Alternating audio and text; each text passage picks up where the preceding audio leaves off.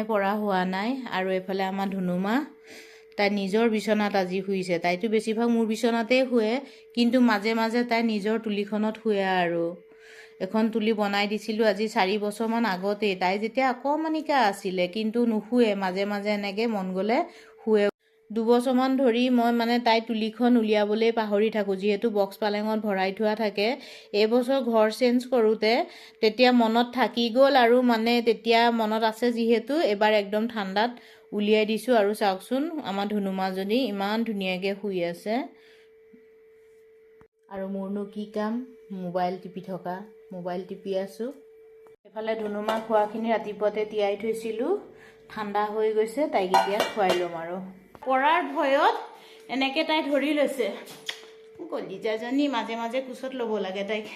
বাৰু যিয়ে নহওক এতিয়া খুৱাই লওঁ, মোৰে ভয় লাগিছে পৰি যাব বুলি। আৰু আমাৰ এলাহৰ লাৰু যে, এলাহৰ লাৰুজনীক খুৱাই আছোঁ।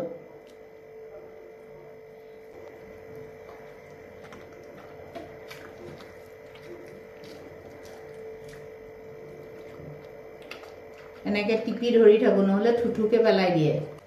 ধুনুমাক খোৱা হৈ গ'ল। তাইক খোৱা হোৱা মানে ডাঙৰ কাম শেষ কৰা। এতিয়াহে মই বাকী ঘৰৰ কাম বন কৰিম। আজি গাও নাই ধোৱা।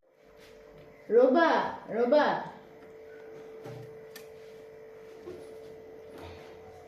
ধুনুমা কলিজা আমাৰ, ৰ'বা জাপ দিছা কিয়?